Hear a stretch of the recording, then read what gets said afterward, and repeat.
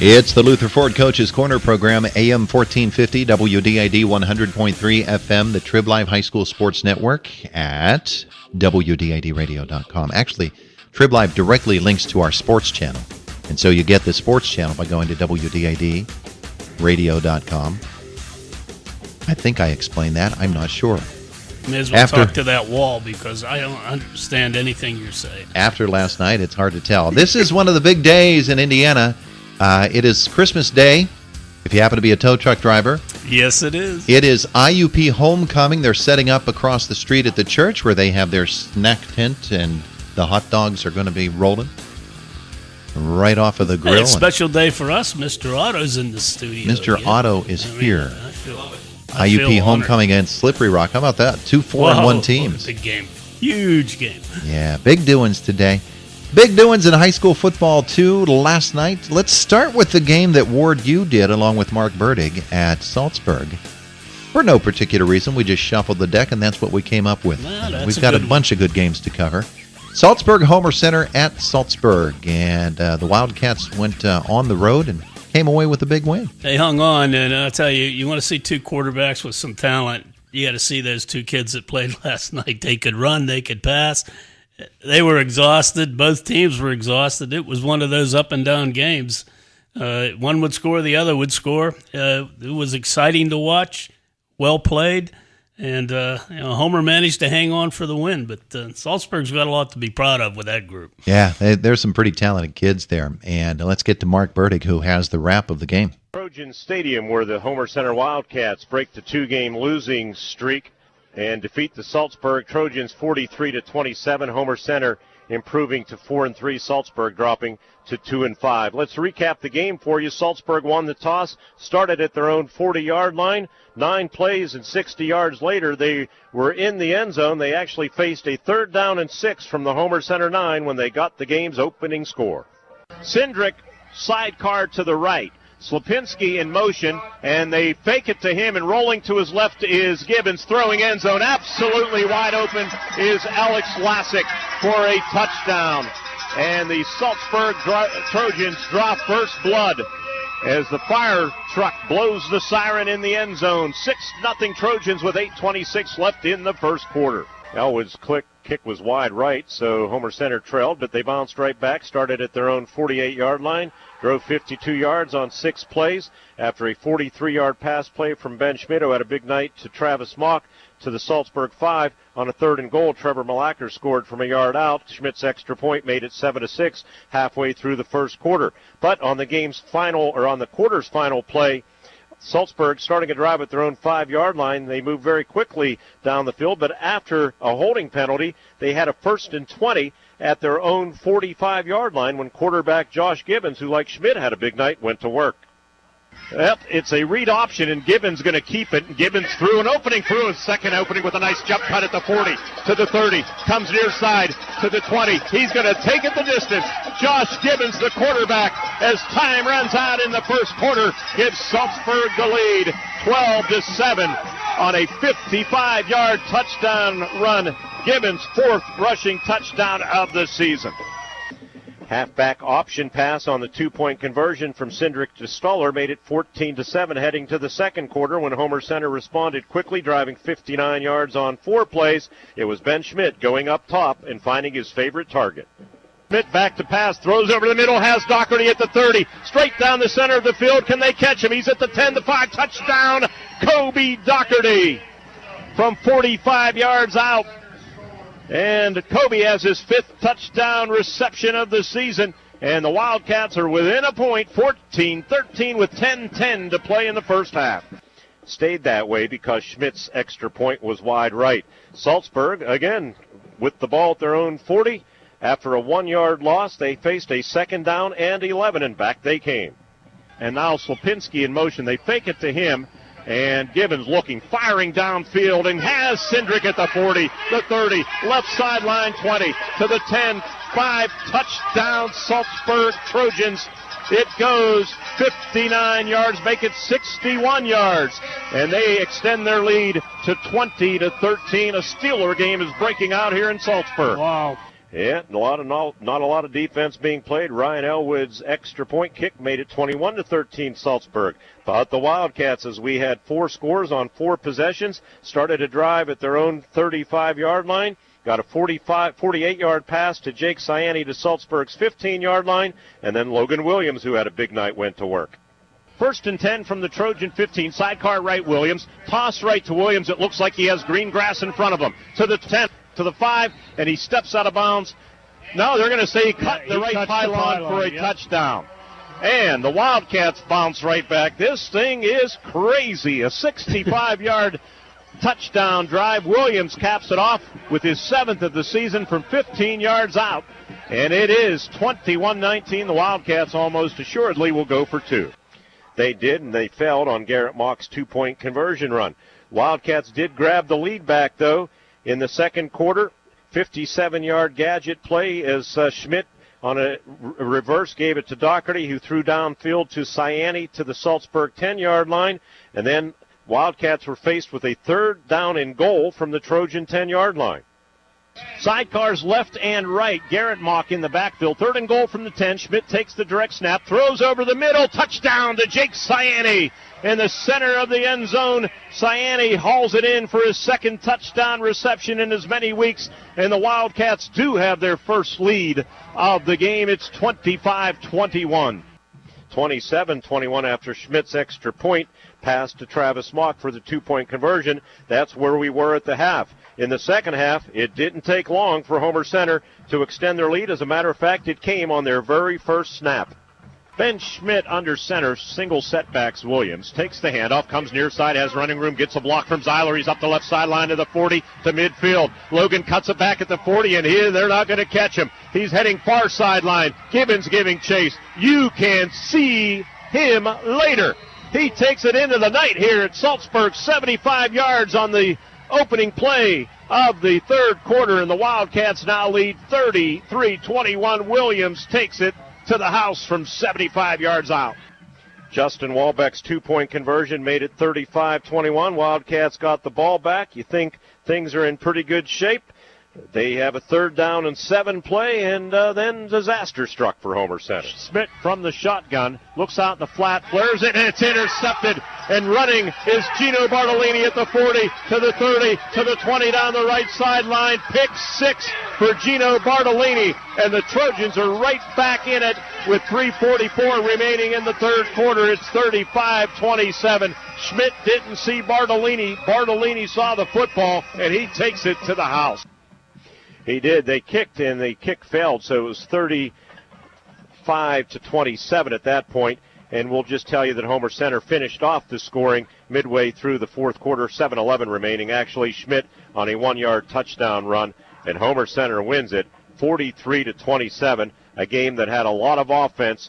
As a matter of fact, 454 yards for Homer Center, and Salzburg with 348. Schmidt with a big night passing the football, 263 yards and a couple of touchdowns, not far behind Josh Gibbons with 228. There's Mark Burdig with the wrap from last night's game between the Wildcats and the Trojans, and our Homer Center coaches interviews brought to you by Forged Human Performance Center and by Albas of Homer City.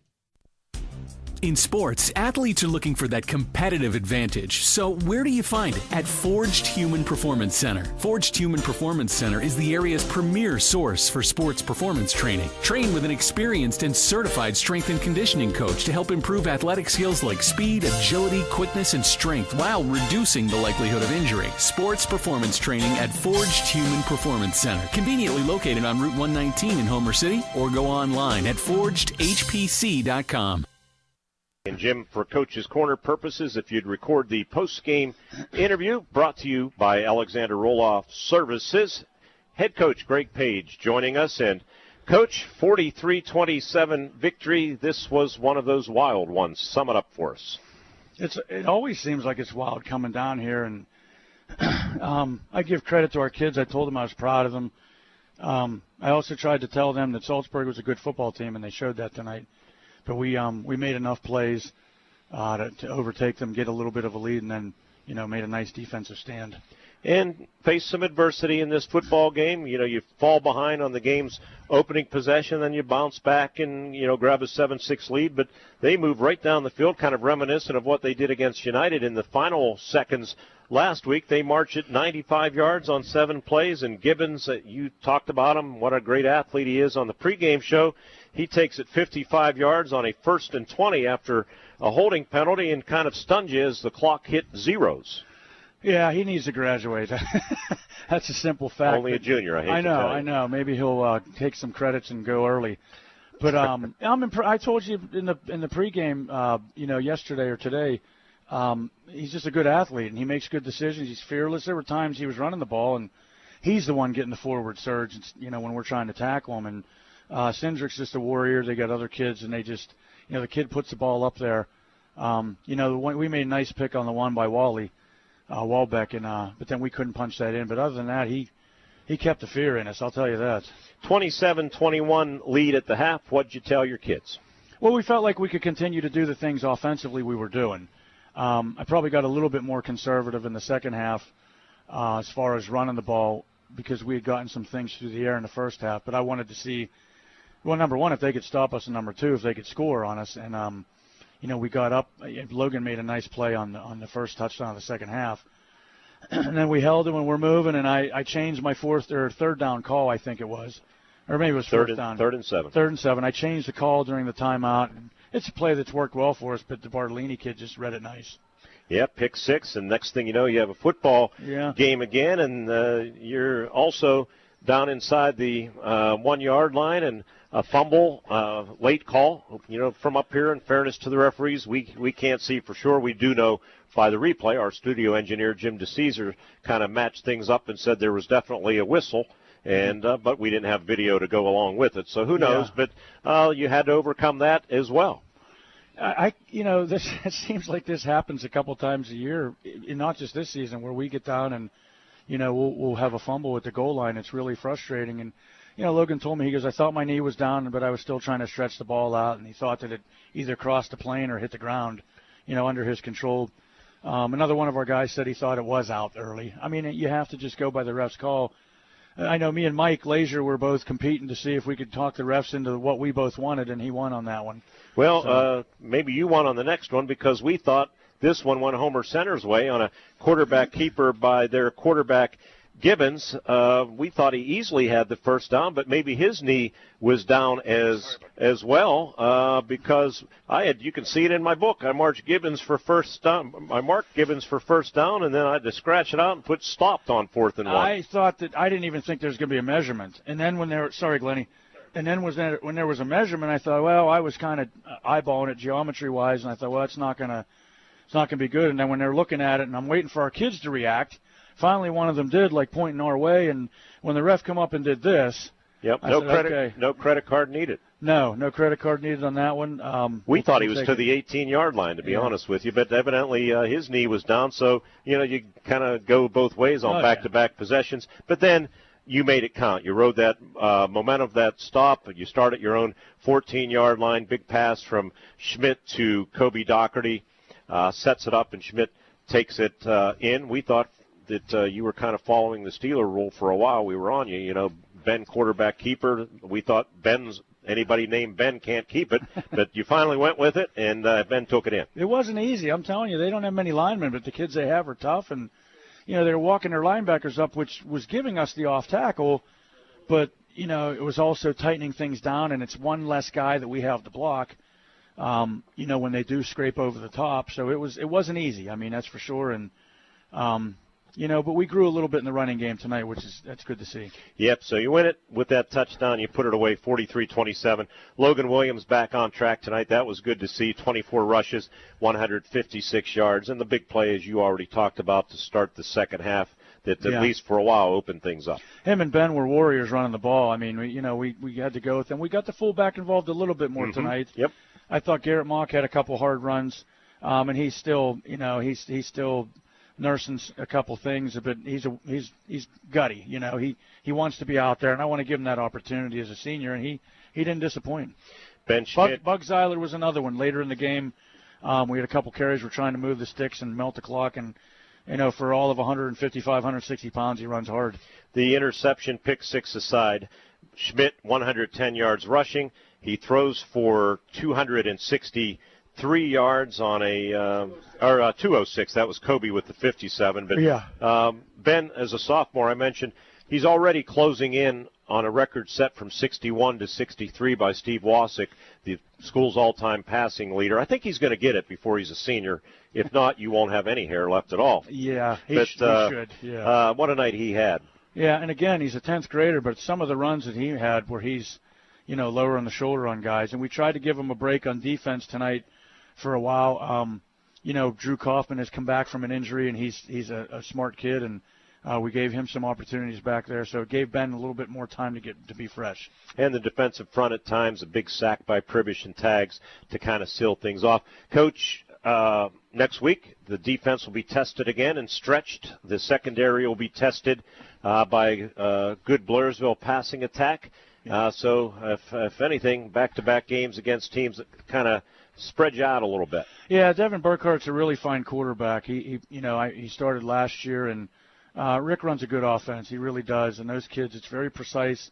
We're going to have to get some things dialed in. We already talked about that as a staff on the field before we even broke out of the huddle, that, we need to get some things shored up. Salzburg gave us some looks that we weren't used to seeing, and that's what they've done that a lot. And that's to their credit. They came out in that one tight bunch set, and it gave us some fits. Coach, thanks for climbing the steps here at Salzburg Trojans Stadium after a hard-fought 43-27 victory that moves you back over 500 and helps you in the District 6 standings, so we can start looking that. It was a much-needed victory, wasn't it? It was. The whole way through the program, it just really was. All right, head coach Greg Page after a Homer Center victory, 43-27. Thank you, Mark. It is 8:23. We're in the first quarter of action here. Our Homer Center interview brought to you by Forged Human Performance Center and Albas of Homer City. City is proud to support Homer Center Athletics. Join your family and friends at Alba's and listen to all the Wildcats games this season. And while there, enjoy their great lunch and dinner specials and the coldest drinks in town. Alba's is a family-friendly restaurant. Everyone at Alba's wishes Coach Page and the Wildcats the best this season. Alba's is open for lunch Tuesday through Sunday. Their food is the talk of the town, and so are the Wildcats. Alba's, 221 South Main Street in Homer City. After the football game last night, Ward Hilliard caught up with the Salzburg Trojans head coach Mike Leisure. Talking to head coach Mike Leisure here at Salzburg, a tough 43-27 loss to Homer Center, Mike, but my goodness, what a game, and your guys really played their hearts out. Yeah, it was a back and forth game in the first half.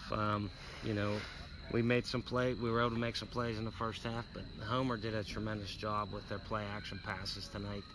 They hit a few big games or big plays in the passing game, and early on, and that was the difference. And then in the second half, they ran the ball on us. So they're a great team. They're well coached, and we'll improve and we'll get better. We got some big games left coming up, and kids are excited. Well, they ought to be, and they played well. Gibbons is just such a great athlete, a great quarterback, and he just made so many wonderful plays here tonight. He's got to be exhausted, along with Dylan, his receiver out there. Yeah, I mean, these kids, they don't get breaks, and they know that coming in. We had 5 or 6 kids touch the ball tonight on offense. So it was a pretty good effort from everybody offensively. We were able to move the ball on them, and we had some big plays, but, it came down to defensively. We had trouble getting stops, and, that the big play was we're in a one-possession game here. We're down around the 25, and the QB sneak, and we come up about a half inch short, on that fourth down, QB sneak. But, that's the way it goes in football, and I'm proud of the kids' effort. They fought. We told them they're a second-half team, and, they came out and they played hard. Gino Bartolini had the nice pick to get us back into the game, get some momentum for us, and you got to give Homer City the credit. They're a well coached team. The kids are tough. They play hard. They do it the right way over there. Well, you guys have to be in great shape. I thought for sure there were a couple of times in that late third and early fourth quarter I said they're just going to be running out of gas, but lo and behold, they keep fighting back. And you got to be proud of that. I told the guys up in the booth, I said, that's a pretty nice football team you got. Yeah, I mean, we are in good shape. We realized we had to do that a little more this year with our numbers being a little lower this year. So the kids they've taken that with stride. They've conditioned hard, they've worked hard. And they're going to play 48 minutes. That's just the way it is. We're going to play 14, 15 kids this year, and that's just what we're dealing with. But I tell people this: you can have 25 kids, 27 kids, but if you're only going to ride 15, 16, I'd rather have that group there. All these kids are great kids. They're they're battlers. They're great kids. Their attitudes are good. So I'll take this group any day of the week. Yeah, I'm sure you would. And I made that comment. I saw no quit in them. I actually saw them, a lot of frustration when things weren't going their way, and they battled through that. That's a mark of a well-coached team as well. Credit goes to you and your staff. Yeah. Well, I give the credit to the kids, but our coaches do a good job of keeping the kids up. The last 3 weeks we've been down in the fourth quarter, and we've battled back. Been on the wrong end twice, but last week against United, that was a big comeback for us. Tonight came up a little short, but the kids didn't quit, and that's all you can ask out of your team. Who do you have next week? We got West Shamokin next week. So they're here? Yep, that's a home game. That will be a tough challenge. West Shamokin's a good team. I haven't heard what they did tonight, but I think they were playing United. So, well, I can tell you they lost in double overtime to United, the team that you beat, and the way your guys play, anything's possible. So I'm going to wish you good luck here tonight, and hope to be talking to you down the road. I appreciate it. Thank you.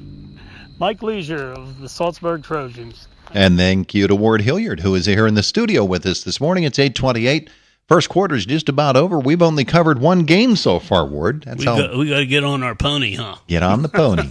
It is the Luther Ford Coaches Corner program, AM 1450 WDAD 100.3 FM, and directly linked at the sports channel at WDADradio.com. It's SUV season at Luther Ford with amazing deals on America's top-selling brand, and that includes America's top-selling pickup, the F-150. Check out the full lineup of SUVs, including the Ford Explorer, the Ford Edge, Ford Escape, and the new Ford EcoSport. And the F-150 is the Motor Trend Truck of the Year. Right now, save over $7,150 off of MSRP on a 2018 Ford F-150 XL 4x4 Super Cab, sale priced at just $34,200 plus tax and fees. Get 0% financing for 72 months, regardless of down payment. Certain restrictions apply, but hurry, offers end soon. For over 60 years, Luther Ford has been Indiana County's truck and SUV leader. See the huge selection of F-150s and the complete lineup of SUVs during SUV season going on right now at Luther Ford, Route 119, Homer City. And remember to shop 24/7 at lutherford.com. Ooh, your good health looks so good on you. Ladies, the Indiana Regional Medical Center invites you to an unforgettable Spirit of Women evening, Girls Night Out. Good health looks good on everyone, with guest speaker Natalie Glaser, the author of Don't Call Me Brave, I Was Not Alone. It's Thursday, October 11th at the Rustic Lodge. Natalie Glaser always prioritized her career over everything until she was diagnosed with breast cancer. Hear her amazing story when life gives you lemons, make lemon drops. Admission is free to Spirit of Women members, $20 for all others, and that $20 will make you a member of Spirit of Women for life. Please bring a craft supply or a grocery store gift card that night to be donated to Hopeful Hearts. Engage, eat, and enjoy. It's an evening of inspiration, fun, and laughter. Girls' Night Out. Good health looks good on everyone. The doors open at 5 p.m. on October 11th at the Rustic Lodge. Call the IRMC Institute for Healthy Living at 357-8088 to register. That's 357-8088. The Luther Ford Coaches Corner program, AM 1450 WDAD 100.3 FM, directly linked to the sports channel at WDADradio.com. 8:30 in the morning, we're getting set for the second quarter here. We've got some games to choose from, Ward. And, well, we've got Ligonier Valley Marion Center last night, Penns Manor Purchase Line in 6 overtimes, United West Shamokin in 2 overtimes, Northern Cambria the win over Blairsville, Homer Center with the win over Saltsburg. We've just covered that game. I think I'm going to start next with the Ligonier Valley Rams and their big win last night over Marion Center. That was a big game. Talk about record breakers. Won't be long before we have a state record broken. Ligonier Valley's now won 26 straight Heritage Conference games. That is a record. Aaron Totino has tied the state record for career touchdown receptions with 54. He caught 3 in the first half. All of the Rams scoring last night in their 49-27 win over Marion Center came in the first half. And they just keep on plowing over their league opponents. They led 49-6 at the half. They're 7-0. Looking forward to next week's home game against 6-1 Northern Cambria. That'll be our Heritage Conference U92 game of the week. There's old Johnny Caldwell threw 5 touchdown passes, obviously all of them in the first half. In addition to hitting Totino for 3, also found Sam Sheeter, Cage Dowden for touchdowns. His longest touchdown tosses were 37 to Totino and 32 to Sheeter. I guess Totino's catch, that 37-yarder, was amazing. He's quite the on any team he would be outstanding. He just happens to be on an outstanding team, and it makes him all the better. Yeah, just amazing last night. Kiri Miller, 103 yards and a touchdown, 6 carries in the football game. And LV even found a new way to score a touchdown. Adam Kazemchak fell on a dropped punt snap in the end zone and got a score. The Rams jumping on MC quickly. They scored 4 TDs in the first quarter, led 28-6 at the end of one, 49-6 at the half. They cruised to a 49-27 win, basically second-line players in the second half. And, it was just another great big win for Coach Roger Beidel and his Ligonier Valley Rams against a team that was on the rise and still is. I don't think you can measure any other team in the Heritage Conference when you have Ligonier Valley as your opposition. Let's hear from the coaches involved in last night's game. And he's Coach Roger Beidel, and the Ligonier Valley Rams just keep on rolling. And, Coach, I can tell you right now, Aaron Totino is our Hoss's Player of the Week. What a game for him, but for the whole team last night. Came out, and you were, as Adam Rising said, you were spot on right from the start. The guys really had their heads ready to go, didn't they? They did. They had laser sharp focus all week. And again, it's one of those things, Todd, where you see 2 weeks ago, Northern Cambria, highly touted Northern Cambria team, come in there and really Marion Center just dismantled them.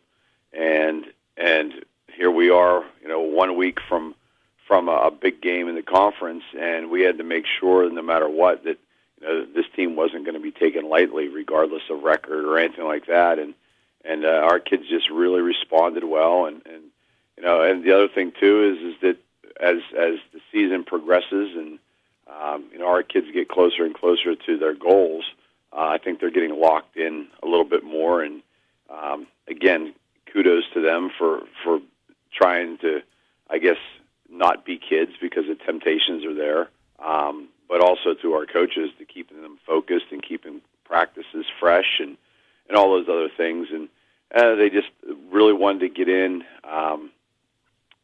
make sure that they kind of made a statement. It's one of those things where from our kids, they're sitting there at 6-0, and all anyone wants to talk about is a 3-3 team. So I think they definitely wanted to make a statement. Well, the passing game has been there for you all season long. The rushing game has as well, but it just hasn't been a feature of your offense. There's John throwing 5 more touchdown passes last night. Coach, we talked earlier about the running game and about your offensive line. For them to convert from pass blocking to run blocking in the course of a game, every team has to do it. Your team just does it so well. Well, it's one of those things that when you look at what our kids do, it's some of the RPOs. They are starting off as run blocks, and we practice it a lot. And it's one of those things again with when you look at our run game. I mean, Kiri Miller had 102 yards on 6 carries last night. That's really good, and that was literally all in what would be about 18 minutes of play. Because with the 6-minute mark of the second quarter, we shut everybody down and we pulled everybody off the field, and then it was a very early night for all of them, and so I mean that's pretty efficient, and for us it's just a matter of what are we going to get, what are we getting in terms of coverage. A couple weeks ago, West Shamokin employed the we're going to take away Aaron Totino, and that just took extra defenders out of the box, and Kiri rushed for 200 yards. But those offensive line, the offensive linemen, and it's kind of interesting because I think the most difficult thing to do for today's high school offensive linemen is to pass block. And we're really lucky that we have Carl Petroff, who is a former collegiate and professional football player that's able to come in, and he played offensive line in the World League, if you guys remember, the European League, if you remember that, and just does a tremendous job of teaching our kids the insides and outs of pass protection. Well, yeah, that Belgian blocking technique really kicked in there for him. Just kidding. Hey, John Caldwell, your quarterback, is a controlled type of quarterback. He is really cool back there, and is able to pick out targets. He has great targets to go to, but you got to pick the right one, and then you have to deliver it. And he does that. He does, and a lot of it's pre-snap. A lot of it's knowing what the coverage is, and it was pretty well documented this week, and with all the press he got from the big game. But he studies like crazy. He's a student of the game, and that's what really makes him special is the fact that he's reading the defense prior to even the ball being snapped, and he gets a pretty good idea of where we can go based on coverages, and he's learned them exceptionally well.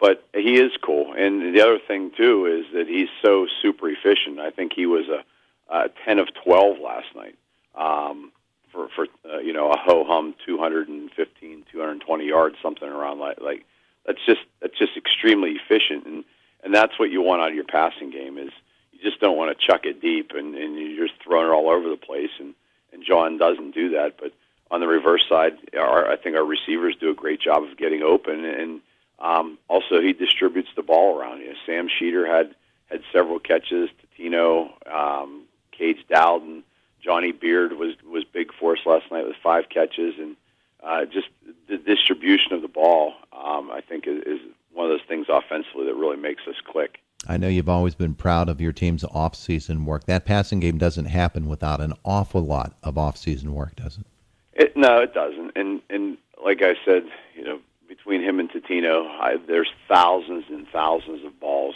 caught. And it's kind of funny because these are things, our team's success and the success that some of our individuals get, it doesn't come just because they showed up a week before the beginning of camp and started to play football. I mean, this is, for our kids, it's part of their life. It's year-round. It's picking up a ball and going in the gym after weightlifting, and then they go and run slant routes for 25 minutes until the activity bus gets there. And between the chemistry he's built with those receivers is phenomenal. And just I can't say enough about what our kids do. And again, I say this all the time, but their success is not because mommy and daddy make it successful. It's because they put together a successful group of kids that just will work their tails off and do whatever they want to do. And so again, our success is directly related to the relentless effort that our kids put towards the game. All right, Coach. So you've got Northern Cambria coming in next week. It's always a big weekend, that weekend in Ligonier, and the Colts come in at 6-1, and they're an awfully big football team, and they've got fellows back there that have run the football and been starters for a long time. Tell me about them. Well, I mean, you hit it. You have it perfect. I don't have to say much more than what's already been documented. They're returning somewhere like 18 or 19 starters. Almost half of those kids are 3-year starters. Up front, they're enormous, with boasting so many 300-pounders start. Quarterback that's been a 3-year starter. Kids that are explosive in the backfield. It's a great challenge for our kids, and again, one of those things. At least we get them at home. However, for us, we have all the distractions that we have with our the community's embracing of Fort Days. So there'll be a lot of distractions because that thing kind of kicks off this whole week, and we have kids involved in that, and the school and the district, et cetera, the town will be shut down. So we have to make sure we keep them focused. But yeah, as I said, with the success that our kids have had in their careers and in the levels of games that they've played in, I don't think we're going to have a hard time making sure that they're focused and get their attention on the task at hand this week. Absolutely. Hey, and congratulations to Kazemchak for the touchdown last night, huh? Oh, yeah, that was amazing. That was his first ever touchdown his entire career. Now, he was also a soccer player for the majority of his entire high school career and just became a full-time football player this year. But, I mean, it was so much fun to be part of that. The kid, it was like he was a little kid again. And those are the little moments as a coach that you really relish whenever you see a kid that was like such genuine happiness. His eyes were the size of $50. He came over, and the first thing he said to me was, "Coach, can you believe I scored a touchdown in a big boy game?" So, I mean, he just his excitement level was off the charts, and then not only that, but I have to mention too that Aaron Totino was the same way. With his 3 touchdown catches last night, he became the all-time career leader in touchdown receptions in the entire state of Pennsylvania, all classifications at 54. He tied the record set by a young man from Allentown Central Catholic. And so with one more, he becomes number 1 all-time for the entire state. And we were kind of in awe of it last night coming home on the bus ride because, I mean, this is Pennsylvania. This is like, one of the blue blood states for when you talk about football. I mean, it's not like this is Connecticut. And for our kid to be tied right now, number 1 all time, is just it's an awe-inspiring record for him and then also for our football program. Well, congratulations to them all, to you as well, and at least Connecticut has the edge in nutmeg. Coach, thanks so much. All right, thanks, Todd. As Roger Vito of the Ligonier Valley Rams, Adam Rising, the head coach of the Marion Center Stingers, and our Stingers head coach interview brought to you by Weaver's Pools and Spas. Lakin here from Weaver's Pools and Spas. We love football season. We're big fans of the Stingers. Good luck to Coach Rising and the team this season. Spa season is right around the corner. Come see us for the best spas on the market. If you want a new pool, don't delay. We're currently booking next year's projects. Weaver's Pools and Spas, 1905 Philadelphia Street, Indiana. And he's Adam Rising, and his ball club ran into a buzzsaw last night. Buzzsaw named Ligonier Valley.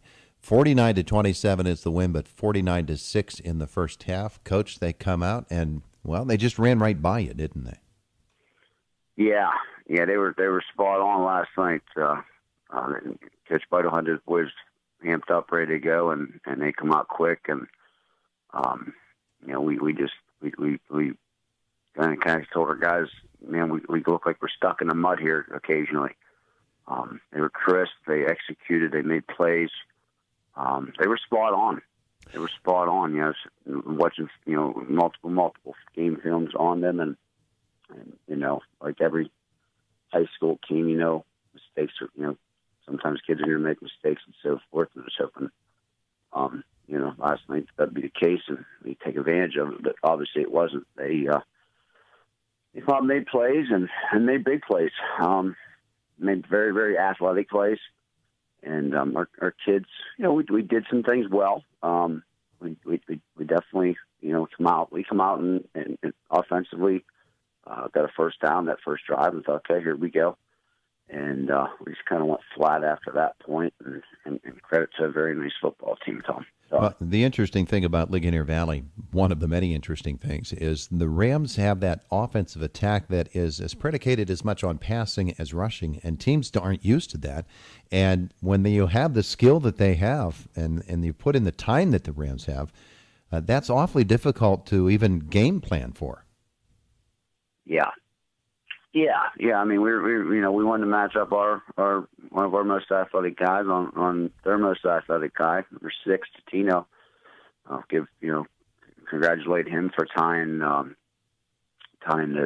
touchdown receptions within the PIAA. I think I heard from across radio at 53. So, congrats goes out to that young man.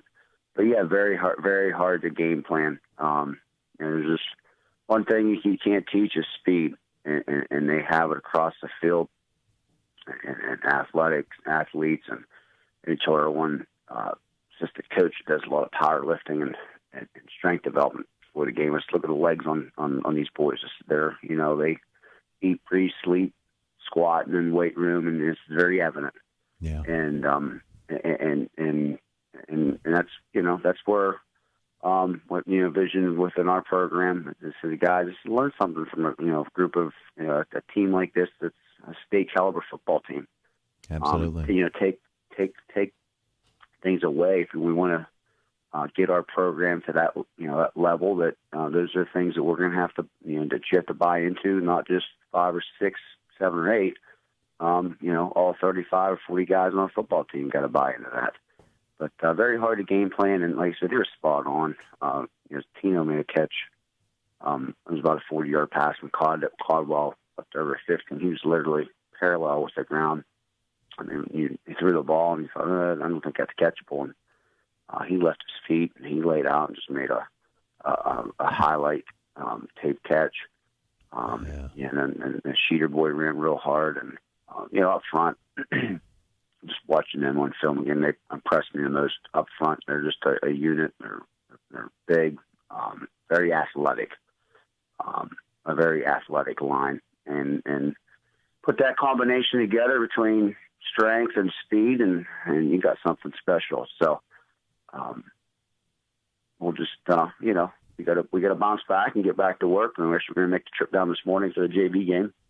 And we'll regroup tomorrow night and get ready for Penns Manor. Well, that's the thing. You've got a Penns Manor team that's coming off a big 6 overtime win over Purchase Line. The Comets might have some dead legs at the beginning of the week, but by the time they get to Friday night, it's going to be another neighborhood rivalry game as you take on a Penns Manor team that, you were able to follow along that game last night. They don't give up. Yeah. Yeah, she had one of our assistant coaches left and ran over the hill and was sending me updates over the phone, and I was waiting at the field house patiently for you, Todd, but I thought it's past midnight and it's my bedtime, and I gotta get home. Yeah, but, mine too. Definitely a backyard brawl over there between those two teams, and had the opportunity to watch Penns Manor on film a few times here, and they're fast, they're athletic. They hit you on different, they hit you different areas on the field, and those kids over there play with some confidence. They, you talk about a program that had a ton of success, just a few years ago with some really nice athletic kids, and talk about how winning's contagious and how kids want to be part of something special. Penns Manor, that's where Penns Manor's at. They're I believe last night was their 4th or 5th win.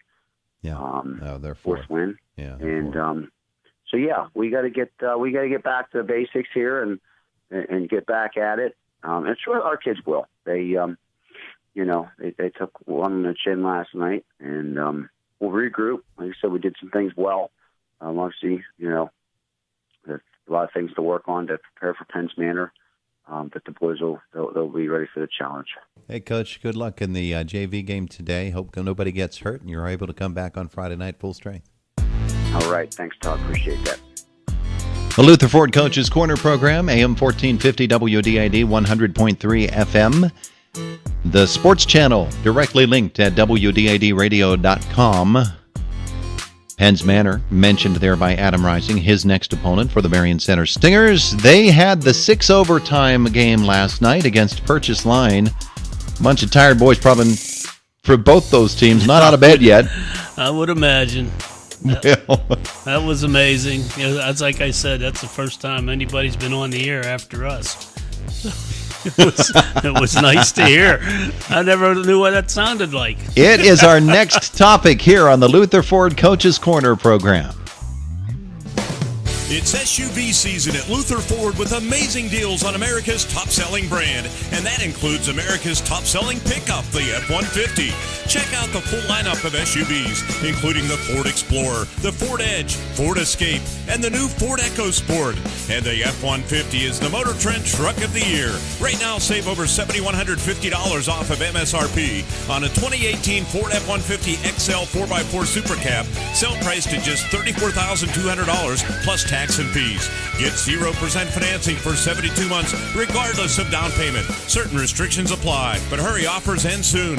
For over 60 years, Luther Ford has been Indiana County's truck and SUV leader. See the huge selection of F-150s and the complete lineup of SUVs during SUV season going on right now at Luther Ford, Route 119, Homer City. And remember to shop 24/7 at lutherford.com.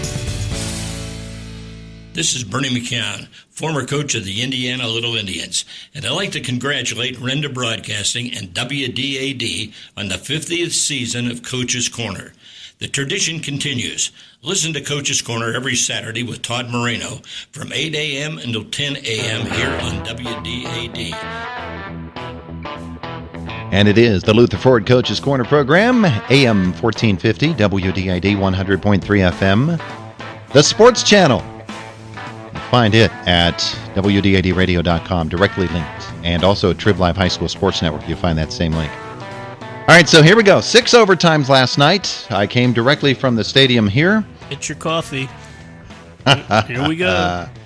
Penns Manor wins it in 6 overtimes, 42-36 after a scoreless first half. The Comets get the ball at the purchase line 26 as a result of a poor snap punt. We're just inside the 7-minute mark, the 8-minute mark. We're at 7:59, I think. And so they've got it at the purchase line 26. No score. Matt Samoji promptly rips off a 21-yard run. 2 plays later, Jimmy Leitner sneaks in from 2. Tommy Hamilton with the 2-pointer. It's 8-0. And you think, well, gee, the way this has gone, that might hold up. Purchase line answers, though. Next possession. The Comets defense really knocks him for a loop the first 2 plays, but then Jacob Barnett breaks off a 64-yard option run. Josh Shyster adds the conversion. It's tied at 8. Very next possession, Penns Manor takes the ball. They go 55 yards in 7 plays, aided by a crucial 15-yard penalty for a late hit out of bounds. Matt Samoji scores from 4 yards out. 2-point conversion fails. And it stays that way almost to the end of the game, all the way until Purchase Line gets the football at their 46 with 7:05 left in the fourth. From there, this is at their 46, so this is a 54-yard drive. They put on a 16-play drive from there. Oh, wow. They got forward, got the first down, got knocked back by a dead ball 15-yard penalty, and here we go. They have to get that made up. Jacob Barnett carries it in from 3 yards out with 16.4 seconds left. We are tied at 14-14. Conversion fails. That's Purchase Line's first chance to win it at the end of regulation. So now we go to overtime. We were there for a while. So we understand. The scoring goes this way. Both teams score all 3 times on their first 3 possessions of overtime. Samoji goes in from a yard. Here's an interesting thing about this. The Comets, on all 4 of their scores in overtime, did it on 4th down. How about that? And they got all the conversions. Am I right on that? Not all of them. Not all. Okay, then I'll hold off. All right, so the first overtime, Penns Manor, Samoji from a yard out on 4th down. The 2-point conversion fails. It's 20-14. Purchase Line, they rip it off quickly. Cullen Goncher, 6 yards, then 4 for the TD, but the 2-point conversion fails as Barnett can't get it in. We're tied at 20, headed to the second overtime. Red Dragons get it. First play, Goncher again, 10-yard touchdown run. Look out the window. There's your wife, Ward. 2-point conversion is good. It's 28-20. Penns Manor now. They're down 28-20. They need 2 scores just to tie the game and send it into a third overtime. And they get it. It's a 1-yard run from Samoji. The 2-point conversion is good from Tommy Hamilton. We're tied at 28. Third overtime. Penns Manor gets the football first. Key point of the game. They go for 5 yards for Samoji.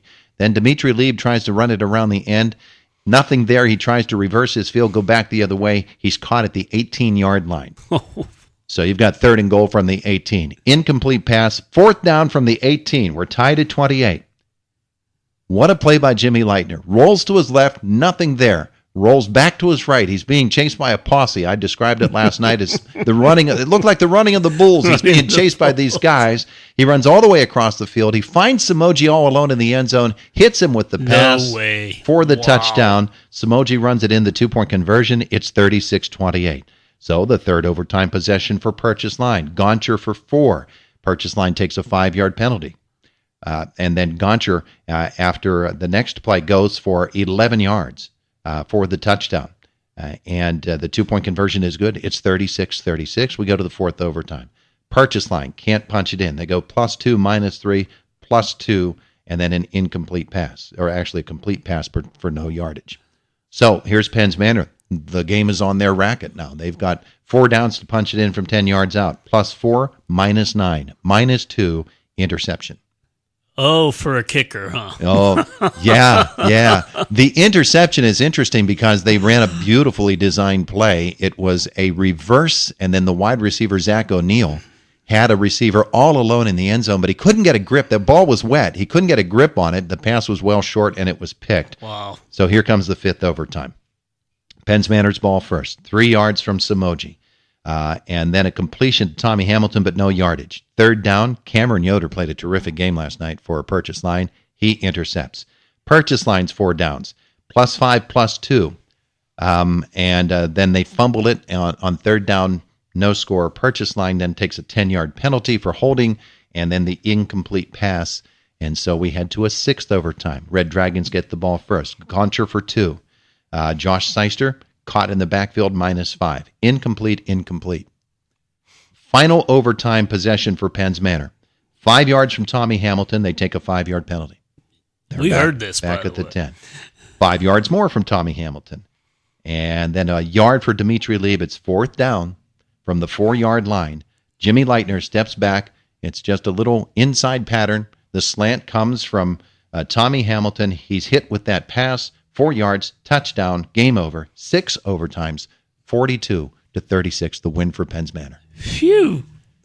Those slants are hard to defend, though. If there's no linebackers there, that is a very tough pass to stop. I'm exhausted just after the recap. Yeah, Imagine after the that's game incredible. last night. But again, neither of these teams have a kicker, so that adds to the suspense. It's just a tremendous game. Huh? So here you go with our coaches' interviews, and they are both the Purchase Line and Penns Manor reports brought to you by Nelson and Associates Insurance. How important they are in the world of sports. Coming up with the right strategy to ensure success. Who's on your team to help you reach your goals in life and protect your assets? Jack Nelson of Nelson Insurance can develop the right insurance game plan for you. Nelson Insurance is an independent agent representing Erie Insurance and other fine companies. Call Nelson Insurance for a review of your financial game plan. Nelson Insurance, Franklin Street Clymer, 724-254-9276.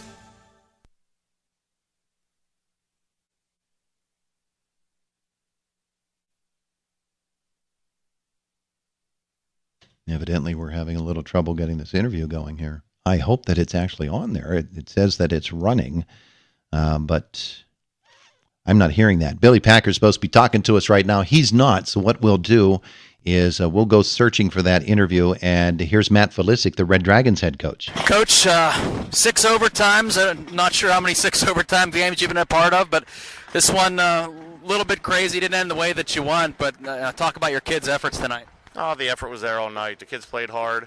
I told the kids, hey, that's totally my fault, 100% my fault. We lost the game. Bad call on a 2-point conversion with 16 seconds left. We should have won the game there. But the kids played hard. And you get to overtime, you start overthinking everything, and, we take a couple penalties. We score a touchdown, and we got to hold in the back, push in the back, call. So, it is what it is. Really, it was a tale of 2 different halves. The first half, it seemed like more of a defensive half for you guys. And, what adjustments did you make in the locker room at halftime to kind of get your offense rolling a little bit and talk about the night Jacob had, and especially in the second half, of 28 carries? Yeah, he had 28 carries. I didn't know he had that many. But Jacob ran the ball well. We were getting him on. I thought we were running the option very well. We had 1 fumble on it, but I thought Jacob handled it very well. And when the pitch wasn't there, when he saw space, he took it and ran, and I don't know, he had a long touchdown run there, but offensively I thought we were clicking the second half much better. Defense, we switched a lot of things up. Never expected to go that long, but defense held us in there all night, and offense started to click at the right time. What do you do in a game like that where you're going 6 overtime, so there's not a whole lot of plays you haven't called yet, but it seemed like Jacob really was moving the football in the second half, but then in the overtime it was Cullen who rolled for you and ended up with a couple of really big scores. But how does that influence your play calling when you've pretty much called everything you possibly can? Your kids are so tired. Well, in all honesty, we came down and the kids were. We asked the kids, hey, what's open? They were telling us what's open, so we kept running it. But in all honesty, we were overthinking too much. 2-point conversions, the first one or two to win the game, we overthought. That's my first overtime game. But I thought, coaching staff, we take the blame for this loss. The kids played hard. We made bad calls at the times we should have won the game, and that's our fault. Got to ask about some of the penalties during the regular time, not the overtime, but. Couple of 15-yard penalties called against you guys that ended up leading to a couple of their scores. But was it just a little bit of kids getting over anxious there with their emotions getting the best of them? Well, I think the one was a late hit. We never really got very good explanations all night. We had many calls on us. I don't know how many Penns Manor had on them, but it seemed like we had flags flying all over on us all night. And our kids play aggressive, but a couple block in the back. We scored a touchdown in overtime to win the game on a 4th and 5 when we get a block in the back. So we had a lot of penalties. I don't know how many we had. I'll have to see tomorrow, but yeah, unacceptable. What do you say to your kids in between every one of those overtimes? You got kids, they got to be tired. They've been in such a physical game all night long. What are you telling your kids after every one of those overtimes as they get ready to head back out in the field? Well, it was pretty obvious we were dragging. I could see our kids were getting tired. The longest game, the big guys up front were getting tired. But we just, hey, keep going. We played Ligonier last week. We lost by 47 points, but we took that as a positive. We scored a couple touchdowns on our first team, and the kids felt pretty good about that, and I think we took another step tonight. We have 3 seniors, so these young kids are getting a lot of time, and it's great for them to play. We're playing 3 freshmen up there tonight.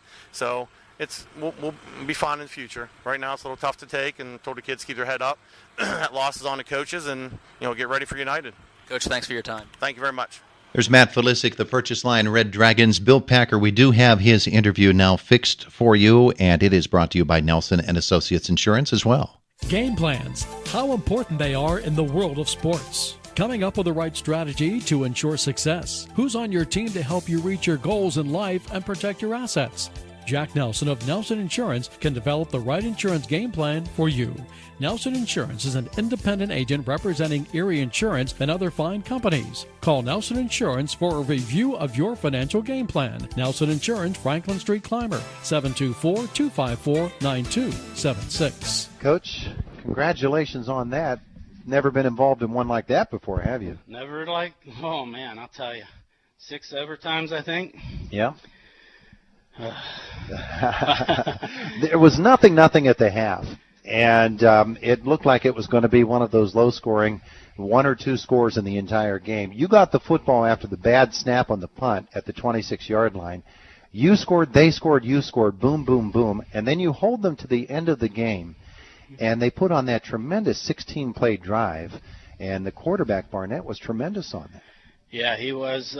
We worked on him running that play, and let me tell you, they blocked it well, and he's a nice runner. He's a nice tall kid, and he gets a little lean to him, and he gets hit. If he has 2 yards, he gets hit. He picks up 3 or 4 more yards when he's getting hit. So, nice ball player. Give Purchase Line a lot of credit here. It's tough for anyone to lose this game, and they battled. We talk about Penns Manor Purchase Line games always being rough and tumble affairs. The guys really seem to have their heads where they needed to be for this game. Yeah, we were ready to play, and they were too. And, it just came down to a big play at the end, one more play, and we got the win. But, I'm so proud of these kids for just stepping up and stopping them on a couple big situations when it was like 3rd and 2, and we kept them out when we had to, and we came up with the big plays. Kind of interesting to me as I look at the score sheet. You had 6 overtimes. You scored in 4 of them, and on every one of them, it was on 4th down. Wow. Yeah. And we had a few mistakes at times too, but that hurt us too, even on that last one. We're at I think the 5 or the 4 on second down, and then we jump off sides. And like I told you before the game, we're not a team that can go 1st and 15 or 2nd and 10.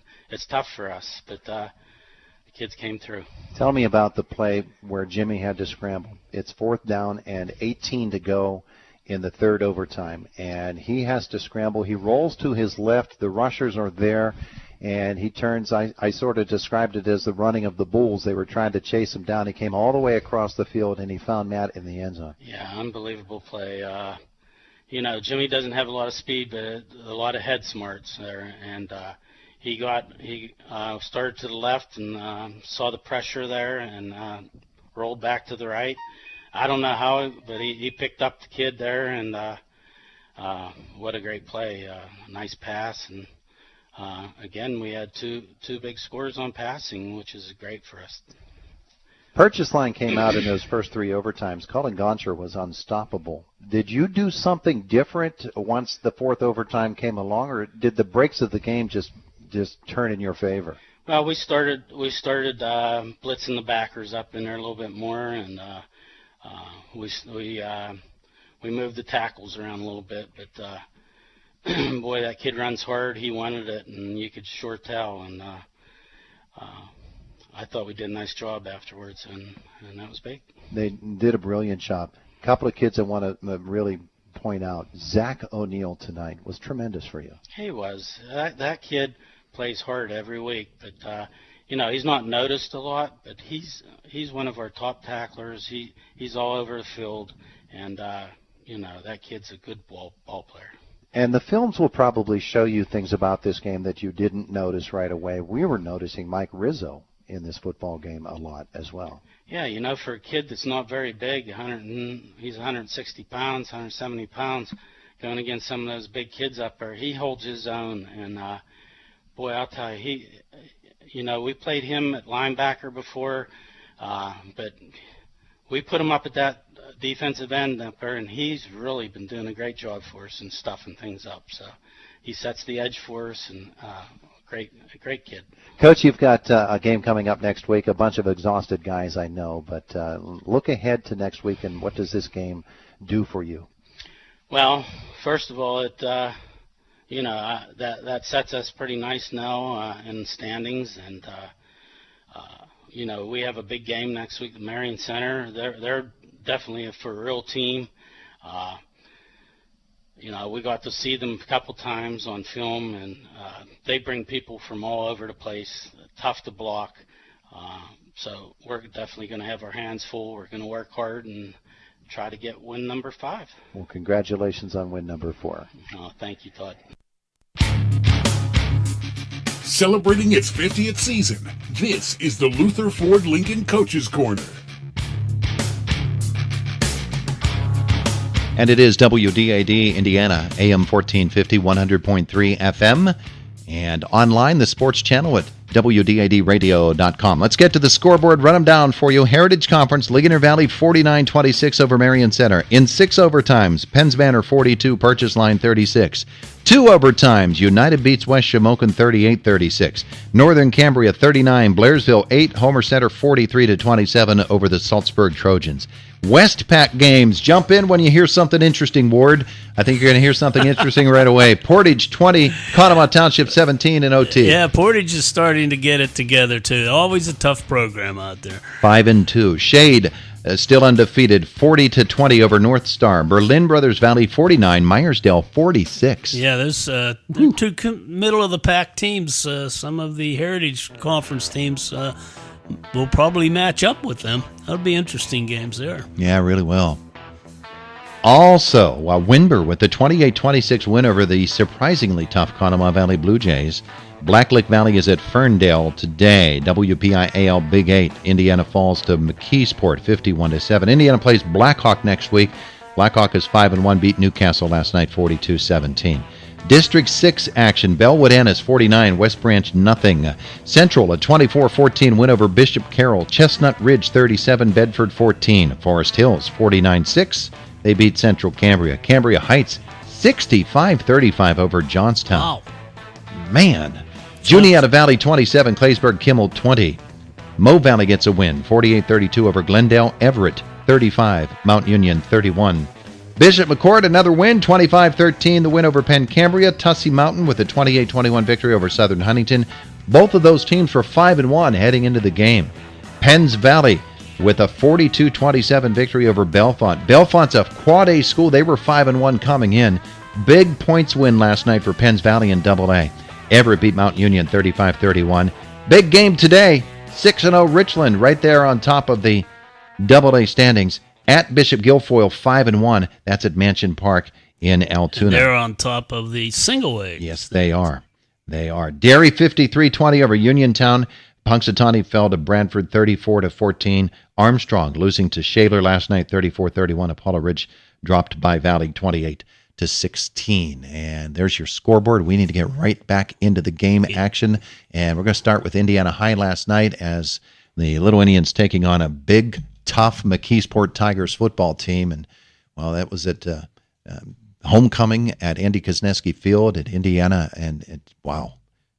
That's a tough homecoming game to schedule, I'll tell you what. That's rough. The Little Indians have got it going a little bit, but they still got to get themselves organized enough that they can compete with these stronger schools, and that'll happen. That'll happen if they just give time and space. They will be all right. Here is Jack Benedict. The homecoming game between Indiana and McKeesport was really over in 13 seconds. As Devon Sims ran back the opening kickoff 87 yards. Extra point by a kid named Beatco, Anthony Beatco. It was 7-0, and they never looked back one way or another. Big plays by this McKeesport team as they continued to run their record up now to 6-1 on the year. Keontae Gaskins, the quarterback, culminated a 56-yard drive. He ran it from 48 yards out. They had a player named Sales. His name is Quaron Sales. He had 3 touchdowns tonight. He had a 28-yarder. That made it, put their third point on the board, made it 21-0. And then Indiana failing on a fourth down play. McKeesport got the ball second quarter, added a field goal 24-0. Sales then added a 70-yard run from scrimmage. Extra point was no good, but it was 30-0 by that time. And at halftime, Sales came back with a 56-yard run, made it 37-0. And after McKeesport scored a couple of more times in the second half of play, Indiana's only score came near the end of the game with 6:22 to go as a 56-yard drive was culminated on a 1-yard plunge by Luke Thomas after Jeremy Thomas, the good player of the game, rambled 20 yards from the 21 to the 1-yard line. Jeremy Thomas ended up also as the Scott Zella Memorial Award winner as he tallied 108 yards in the game. Quarterback Keontae Gaskins had a couple of touchdowns, and Quaron Sales had 3 touchdowns for McKeesport. Indiana drops to 2-5 on the year. They'll be at Blackhawk next Friday night. Jack Benedict reporting for the Luther Ford Lincoln Coach's Corner Show. All right, and our interview with the head coach of the Indiana High Little Indians, Brandon Overdorf, is brought to you by Forged Human Performance Center and by Grand Beginnings Children's Center. In sports, athletes are looking for that competitive advantage. So where do you find it? At Forged Human Performance Center. Forged Human Performance Center is the area's premier source for sports performance training. Train with an experienced and certified strength and conditioning coach to help improve athletic skills like speed, agility, quickness, and strength while reducing the likelihood of injury. Sports performance training at Forged Human Performance Center. Conveniently located on Route 119 in Homer City, or go online at forgedhpc.com. You're down on the very first play of the game. I mean, talk about being shell-shocked just to start the football game. So what was the reaction on the sideline? Well, I think we were kind of worried that we weren't ready to play. And sometimes you can just sense those things. And all week I just didn't think we had the focus. And, you know, we tried to pry it out of them. I didn't do a good enough job as a head coach, obviously, of getting us ready to play. But you can only beg and plead and so much. So we got to be able to answer the bell, and they're a really good football team. We knew that coming in. Extremely talented, speed on the field comparatively. We just didn't match up very well, and we knew we were going to have to play a really good game to contain them, especially on defense. And unfortunately, I'm not sure we laid a finger on them in most of the first and second, third quarter. So, and then we turned the ball over early, and you give up points on that, and we just didn't play very well. We had some nice drives, and then guys got to come out for this or that, injuries, and you got to learn to finish drives. We did some nice things offensively, not enough. They're the better football team. We knew they were explosive. We knew they were athletic. But, I mean, like you said, they could take it on any play, and they made big plays, and the Indiana kids weren't even around them. I mean, I think everybody was shell-shocked, weren't they? Well, it looked like it. I mean, they do a really good job of running their midline triple option, and, you know, we kind of had a really good game plan. Coach Ward put together a really good game plan. We didn't execute it. We had guys assigned to the quarterback. We dove down on the dive guy, and the quarterback just ripped the B gap for 60. And it just was continuous. And then when we did do that, they hit the pitch and go 60. Our pitch guy didn't get there. So everybody's got to be disciplined when you face an offense like that defensively, and we weren't. So whatever the reason that was, whether it's just athleticism or we didn't come to play, we just got to keep getting better. And, you know, there's going to be days like this. You know, this is a 5A, really good football team. We're not there yet athletically. They were probably superior in every position. We knew that coming in. I think the thing that bothered me the most in the first half was our body language. We can't just hang our heads and put our hands on our hips and mope around and find ways out of the football game. You got to have a little toughness and a little competitiveness to you. And as we build this program, hopefully that's one of the things that we can accomplish. Is no matter what the score, like I say every week, you're competing and you're not, and you're playing the next play and you're not pouting, and that's something I got to correct. So that was what I was unhappy about. The score is probably what it is. They're a really good football team. You challenged your team at halftime. We heard your comments with Doug when you came back on the field, and I hear your comments now after the game. You challenged your guys. You got 3 games to go, but as you said, you got a couple of winnable games and you can make the playoffs. So what do you kind of expect from your team now? Well, they want it. You know, it's not what you're capable of; it's what you're willing to do, and it's up to them. I mean, how bad do they want to play football? How bad do they want to put themselves in a position to potentially make the playoffs? Because that is still out there. I mean, that's a reality. As a staff, we're hungry for them to take that step, but ultimately, it's on them. Can we get better fast enough to win those football games and have a willingness to prepare to win those football games? We're going to find out in the next 3 weeks, but that's the goal. Jeremy Thomas was a bright spot tonight. He was really impressive, and you said some nice things to him, didn't you? Jeremy's a very special kid to me. You know, he joined us late, and, you know, we spent a lot of time together this summer, and, you know, not everybody has a great life.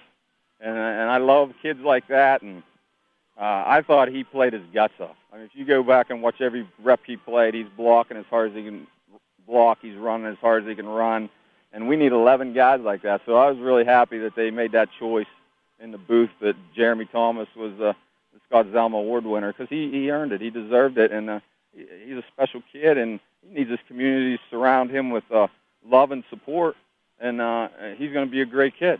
But we got to take interest in guys like that, and I'm proud of that kid right now. Yeah. Well, he put on a great performance. Final thing you said to your team was, guys, I love you. And you told them to be smart this weekend because of homecoming, didn't you? There's a lot of temptations out there for high school kids nowadays, and then you throw in IUP right in your backyard with their homecoming, and yeah, we want to make the right choices. We want those guys making the right choices and walking away from some of those things that could cause things in their life to go the wrong way, and say no to those things, and that's important to us to give that warning, and I hope they make those choices. But I know it's tough being a teenager, and we just hope they enjoy themselves, but be smart. There's the head coach of the Indiana High Little Indians, Brandon Overdorf. Yeah, it's always good to be smart in these things.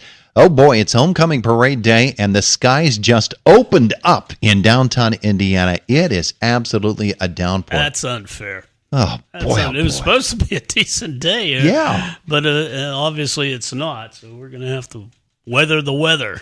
Take shelter, boys and girls. Bring your bumper chute if you're coming for the game. It is the Luther Ford Coach's Corner program. It's AM 1450 WDID and 100.3 FM. Our interview with Indiana High head coach Brandon Overdorf, brought Brought to you by Forged Human Performance Center and by Grand Beginnings.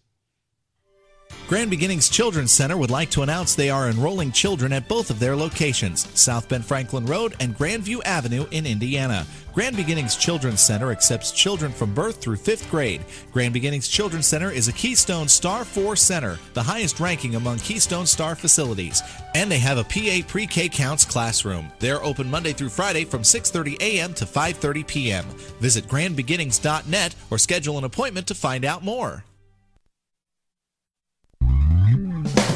It's SUV season at Luther Ford with amazing deals on America's top-selling brand, and that includes America's top-selling pickup, the F-150. Check out the full lineup of SUVs, including the Ford Explorer, the Ford Edge, Ford Escape, and the new Ford EcoSport. And the F-150 is the Motor Trend Truck of the Year. Right now, save over $7,150 off of MSRP on a 2018 Ford F-150 XL 4x4 Super Cab, sale priced at just $34,200 plus tax and fees. Get 0% financing for 72 months, regardless of down payment. Certain restrictions apply, but hurry, offers end soon. For over 60 years, Luther Ford has been Indiana County's truck and SUV leader. See the huge selection of F-150s and the complete lineup of SUVs during SUV season going on right now at Luther Ford, Route 119, Homer City. And remember to shop 24/7 at lutherford.com. The Luther Ford Coaches Corner program, AM 1450 WDID 100.3 FM. Online, you can listen to us on your computer. Just go to WDIDradio.com for the direct link to the sports channel. Trib Live High School Sports Network has that link as well. We've got 2 games left to cover here in the final 40 however minutes we have left. 38 minutes, I guess. And one of those games was a double overtime affair last night as United traveled to West Shamokin. And the Lions win at 38-36 in 2 OTs. United never led until the second overtime when Hunter Cameron scored on a 10-yard run. Kyle Silk then added the 2-point conversion. It was his 4th of the night. Turned out to be the game-winning point. Silk finished with 3 touchdowns and also had all those conversions. United's 1-2 punch of Hunter Cameron and Kyle Silk enabled them to stay close to the Wolves all night long. West Shamokin's Brendan Mondi scoring from 3 yards out to put the Wolves up 6-0, but Silk scores on his own 3-yard run, ties it up. Tyler Lightcap then hits Jaden Haswell for a 20-yard score. The conversion made it 14-8, Wolves. But Cameron scores on a 38-yard run. Silk kicks the extra point, ties it at 14. I think Cameron rushed for 180 or 185 last night. Another big night for United. Mondi scores again, 6 yards out. The Wolves take a 22-14 lead, but the Lions recover a fumble to stop a West Shamokin drive. Then they put on a 12-play drive, scoring by Silk's 3-yard run. He tacks on the 2-point conversion. We're tied again at 22. That's the score headed into overtime. Brendan Mondi quickly scores on a 10-yard touchdown run for West Shamokin. Silk matches that with a 1-yard run of his own for United on 3rd down. Each team then adds the 2-point conversion. In the second overtime, after Cameron's touchdown run and Silk's conversion puts United up 38-30, the Lions stop Mondi twice.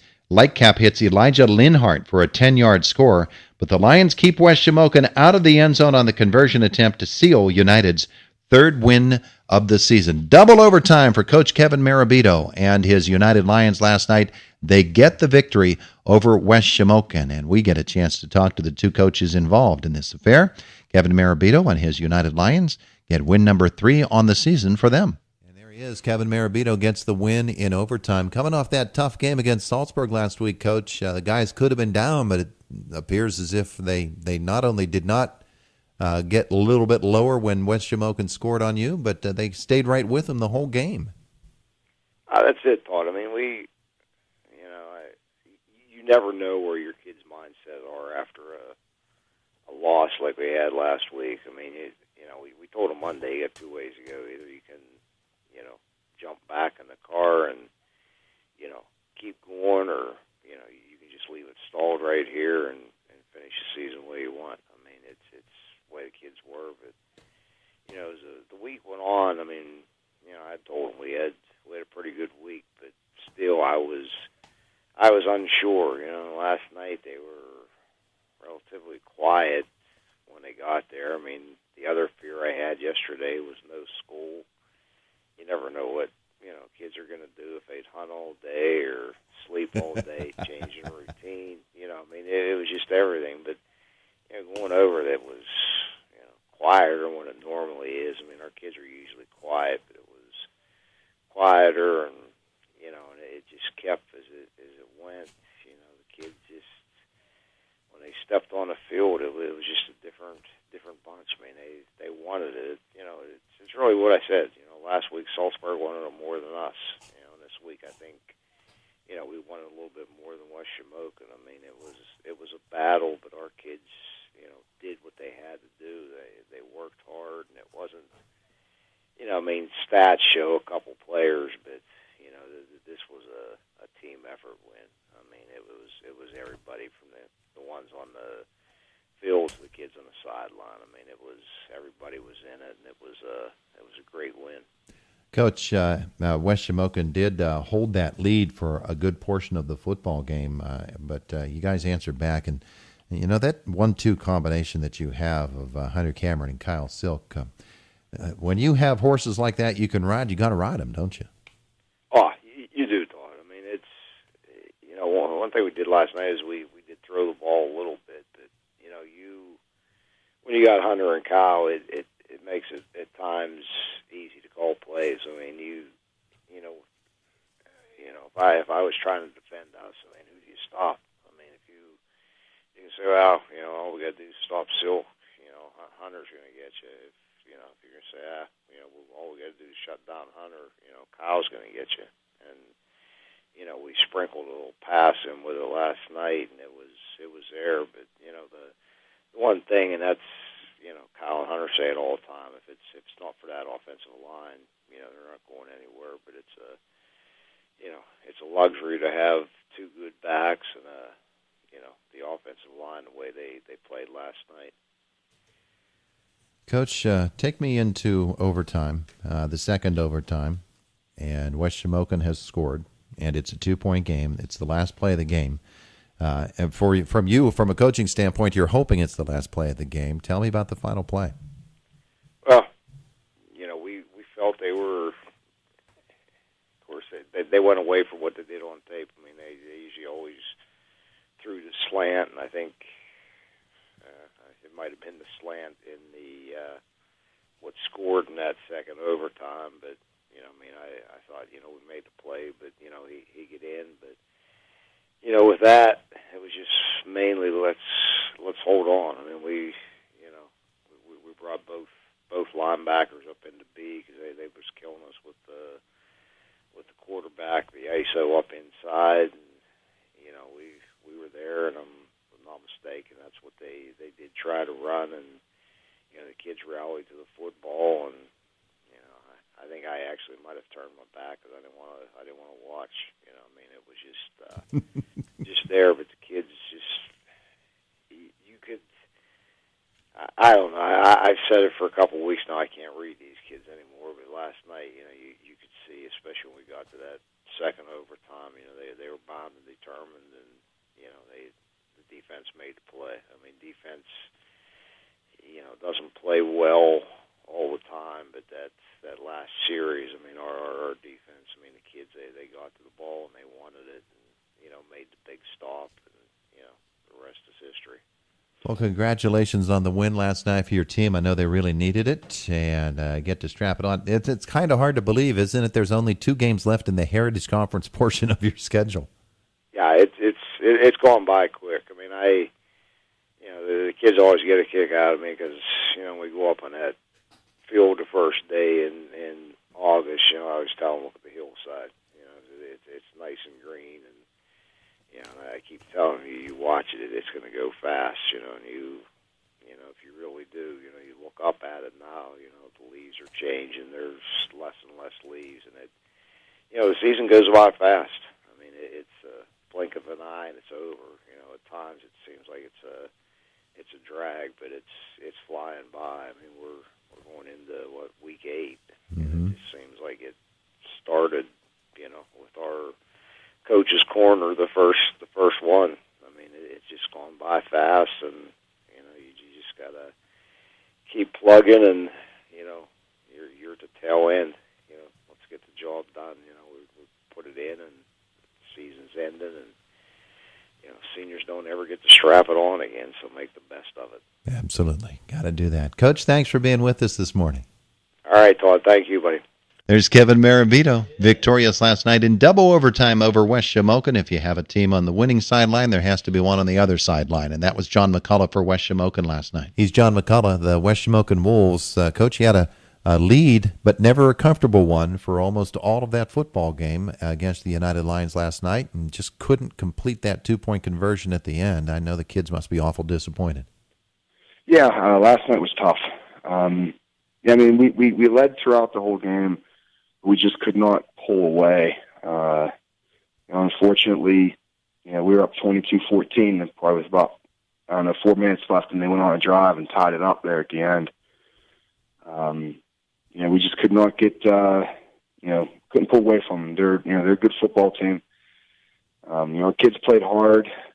It unfortunately, just didn't go our way. One of the great things about high school football is, and maybe it's not great if you can't do it, but those conversions, they are going to cost a team a game at least 3 times in a season, or they're going to win you a game at least 3 times in a season. That's a play that you just have to convert. It is. But same thing, at the same time too, Todd. I thought the offense played well enough to win last night. Defensively, we just did not. We didn't make the plays whenever we had to.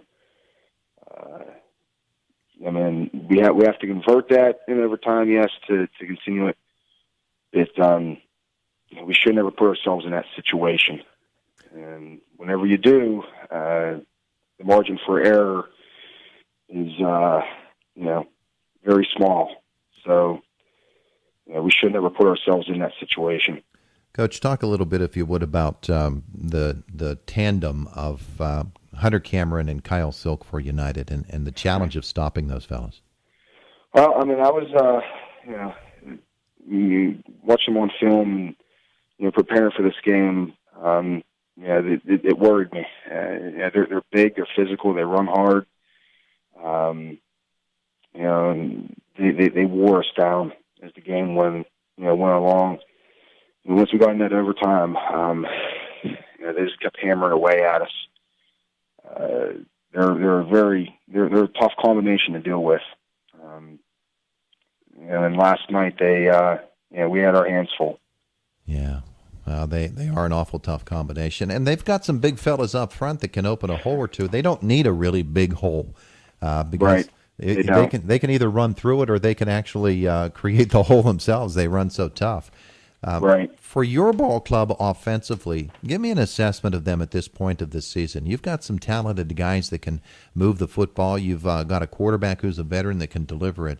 Where do you stand offensively as opposed to what you expected from your team? Are you about where you thought maybe you would be?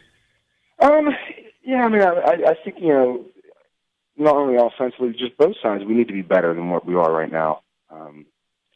I thought we took a step forward last night. I thought we moved the ball well. Unfortunately, we weren't able to finish a couple drives that may have put the game away, but, I thought we performed well enough offensively to win the ball game. And we're getting better, and we keep on taking steps forward. And just like I said, Todd, defensively last night, we struggled. And that's where, they kind of got us. Every coach has to deal with injuries, too, and I know that's something that you're dealing with your ball club. And next week, you have to take a big, long road trip down to Salzburg. So it's a long bus ride, and then it's a different style of football team than most of the teams you're going to find. Salzburg is a challenge. They don't have a lot of fellows on the team, but you've got a lot to prepare for, don't you? Right. They're a good football team. They got some good athletes, especially the quarterback and the one receiver. So it's going to be difficult. We're going to have to be ready to go and play a great game next week because Salzburg, if you don't play well, they're going to beat you. Yeah, well, you've got Salzburg and Homer Center to round out the Heritage Conference portion of this season. If we were to look right now at the rest of the season, you would most likely be facing up against a Portage team in the Westpac crossover. That's difficult enough, but that's well down the road. You got to concentrate on the Trojans right now. Yeah, we have a lot more to worry about than and before that matchup occurs. Yeah, absolutely. Coach, thanks for being with us this morning. All right, thanks, Don. It's the Luther Ford Coaches Corner program, AM 1450, 100.3 FM, online, WDADradio.com. You'll catch it on the sports channel. Always got to try, Ward, to lure one of those coaches to say, oh, yeah, we've been watching Portage all season long. We know what they're all about. Those crossover games are great, and they're going to be really entertaining this year. They're at the Westpac Fields this year, so the esteemed Mr. Burdick is panicking that we're going to have to go to Myersdale, which is probably on the other side of the world. And I said, well, since you're worried about it, the odds are very good that we're going to get there. But one thing we're seeing, though, Todd, is a tremendous balance other than Ligonier Valley in the Heritage Conference. Top to bottom, you can't take anybody for granted. Anybody can beat anybody. For the most part, it is the Luther Ford Coaches Corner program. We're back for one final game on our schedule from last night. Northern Cambria and Blairsville is next. It's SUV season at Luther Ford with amazing deals on America's top-selling brand, and that includes America's top-selling pickup, the F-150. Check out the full lineup of SUVs, including the Ford Explorer, the Ford Edge, Ford Escape, and the new Ford EcoSport. And the F-150 is the Motor Trend Truck of the Year. Right now, save over $7,150 off of MSRP on a 2018 Ford F-150 XL 4x4 Super Cab, sale priced at just $34,200 plus tax and fees. Get 0% financing for 72 months, regardless of down payment. Certain restrictions apply, but hurry, offers end soon. For over 60 years, Luther Ford has been Indiana County's truck and SUV leader. See the huge selection of F-150s and the complete lineup of SUVs during SUV season going on right now at Luther Ford, Route 119, Homer City. And remember to shop 24/7 at lutherford.com. With interventional cardiology, services that previously had to be done in Pittsburgh now are available at the Indiana Regional Medical Center's Center for Cardiac and Vascular Care. From heart catheterizations to balloon angioplasties and stents, the Center for Cardiac and Vascular Care is saving lives. Here's Dr. Raj Pillai. This changes the community, and this changes the hospital. This is about the patients and the community we serve. The Center for Cardiac and Vascular Care at the Indiana Regional Medical Center. Always great care.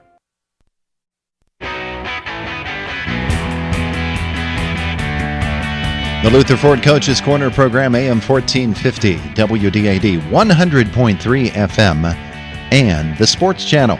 You can get it at WDADradio.com all season long. Last night, Northern Cambria taking on the Blairsville Bobcats, homecoming at NC.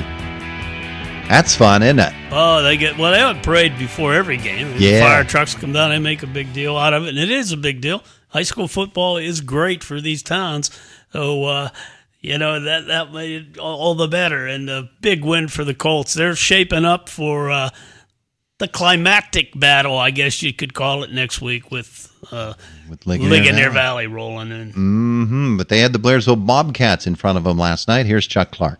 Northern Cambria defeats the Blairsville Bobcats 39-8. Their first score of the game came when quarterback Mark Marino took it in from 21 yards out.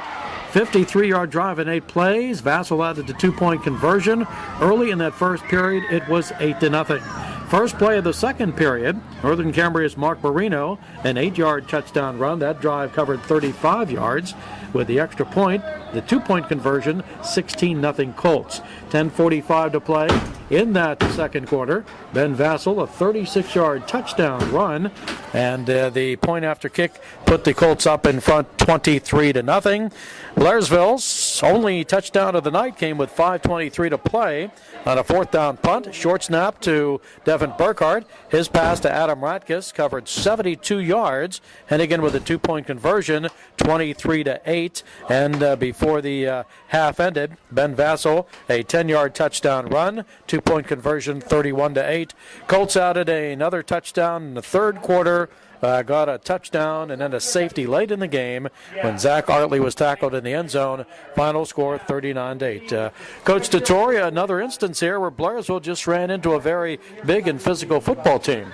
Yeah, they were certainly a lot stronger than Blairsville. They were bigger offensively and defensively, tackle to tackle. Those are things that you can only counter if you execute properly. and playing stand-up, football is just not going to do it with guys like that.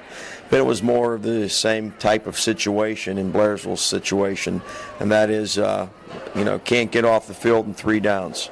I can't remember the last time anybody has really had to punt consistently against Blairsville. That being said, getting off the field in 3 downs offensively seems to be a regular situation. The offensive and defensive lines neither performed very well tonight, although the defensive line seemed to pick it up a little bit in the second half.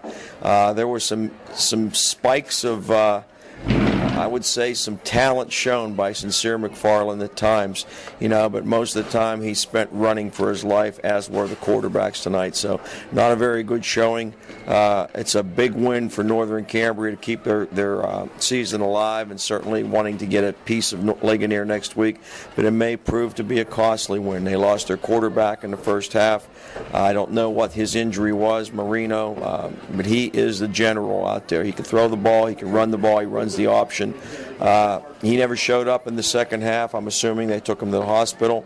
And then they had a little insult to injury. They finished the game by losing their center, and I just watched him go off the field on crutches with his ankle completely wrapped. So it's probably not the situation they want to go into next week, but I'm sure their backup quarterback can hand the ball off.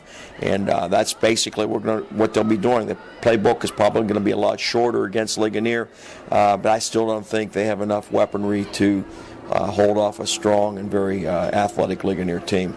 With the loss, the Bobcats are now 1-6. Northern Cambria improved to 6-1 as they outscore the Bobcats by the final score of 39-8. We'll continue with more of our post. Yep, that's Chuck Clark, and that's the end of the report, evidently. The rain is coming down again. Yuck. We've got a couple of interviews coming up, though. Chuck was able to talk with both of the coaches involved in that win last night. First, Sam Schutte, and some concerns now for the Northern Cambria Colts after the game.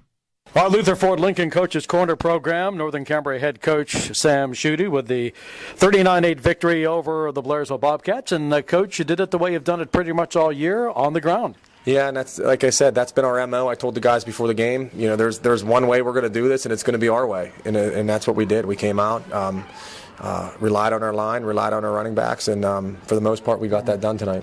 Just about a perfect first half of football for your team, but I have to ask you, Mark Marino left with about 8 minutes to play. Is there an update on him? Well, all I have right now, they think it's a high ankle sprain. We'll find more out tomorrow and the days to come. Okay. Hope for the best. And you also lost your starting center? Well, actually, he was our backup center. That was our second center, so we're down to our third center. So, again, one of these things where you want to come out of the game healthy, and that didn't happen for us tonight. But hopefully, they're minor injuries, and we'll find out in the days to come here.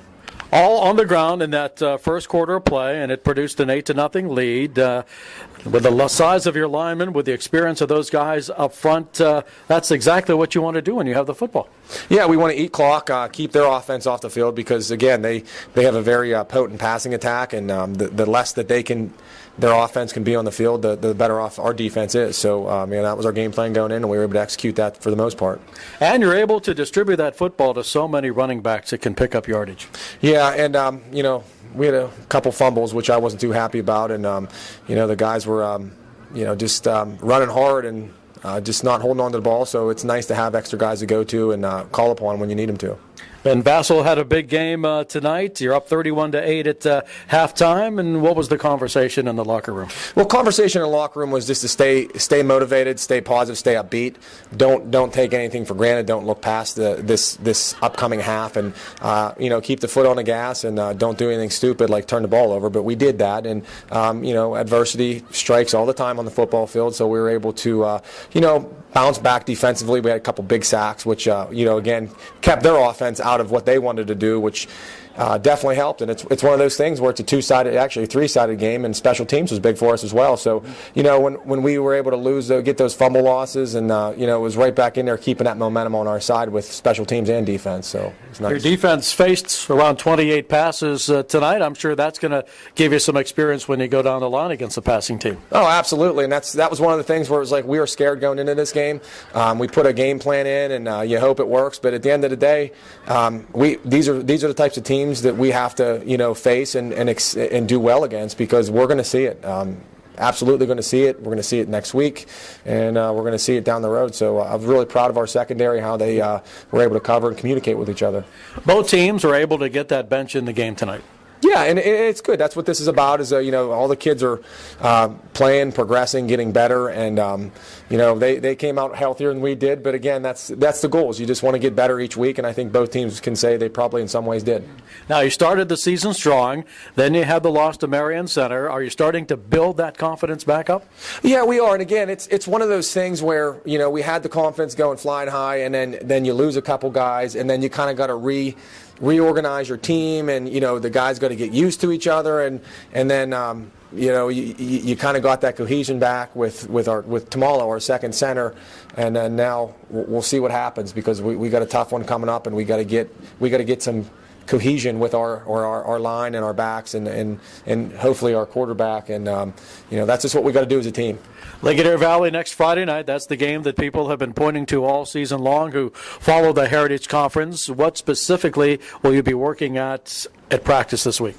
Right now, we have to focus on getting better at the things that we do. I think what happens when teams play Ligonier is they get out of their own comfort zone to beat them. And a lot of times you beat yourself when you do that. So, my goal is to focus on what we do good and perfect that. And that's the game plan we're going to take going into that one.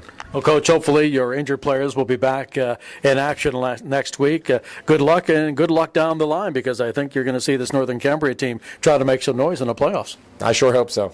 Sam Schutte, the head coach of the Northern Cambria Colts, as they defeat Blairsville 39-8, as we continue with more of our Luther Ford Lincoln Coach's Corner program. And we'll swing it right into our interview with Rick Artley, the head coach of the Bobcats. Coach Rick Artley and the Blairsville Bobcats, not many surprises at Northern Cambria tonight.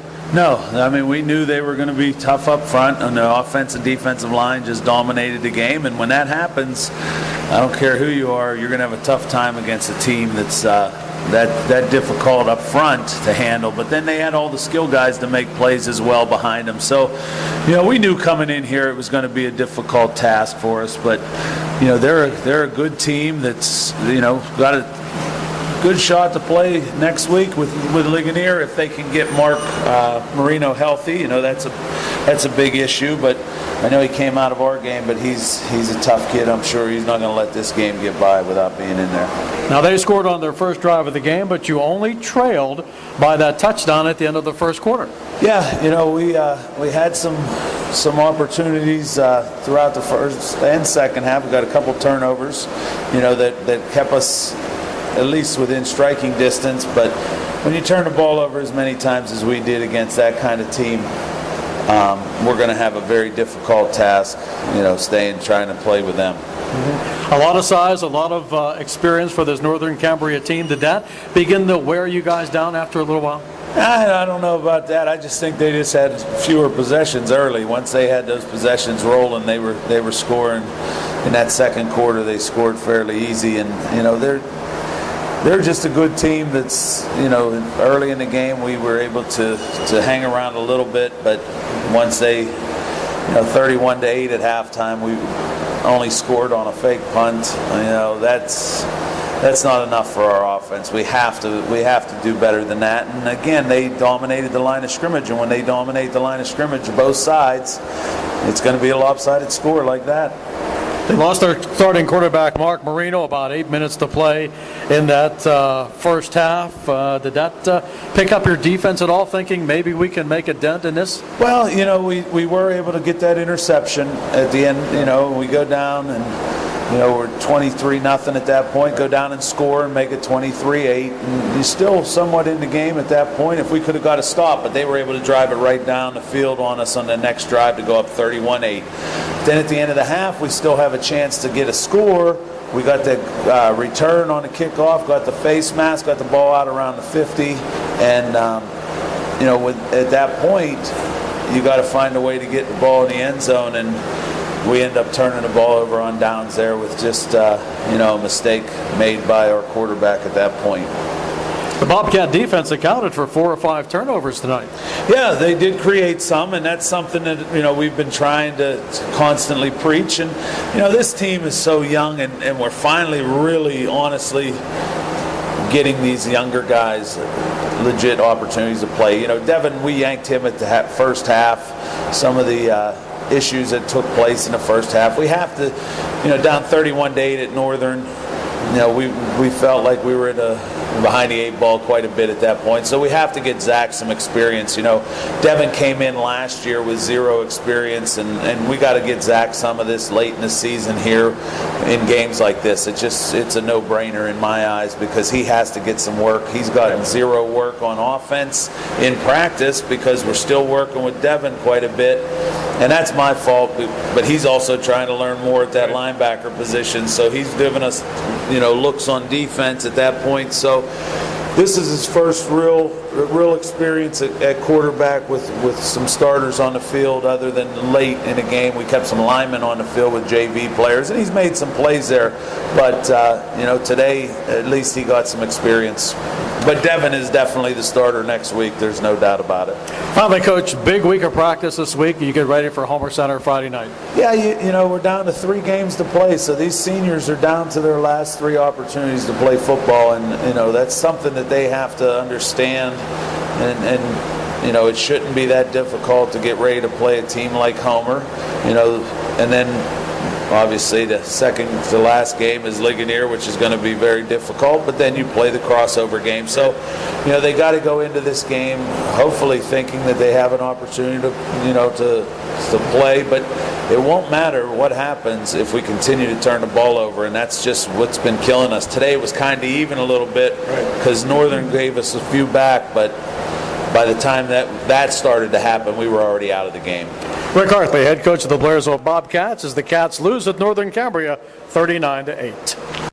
Thanks, Chuck. It is 9:52. We're in the final stretch here for this week's edition of the Luther Ford Coaches Corner program on what has turned into a rainy, gray IUP homecoming parade morning. Yeah, That's not too bad. looking too good out there. Hopefully that will go another direction, but it's not looking too optimistic right now. No, it is not. But we've got optimism about another week of high school football on the way next week. We're going to talk about that next. It is the Luther Ford Coaches Corner program, AM 1450, 100.3 FM, and WDADradio.com.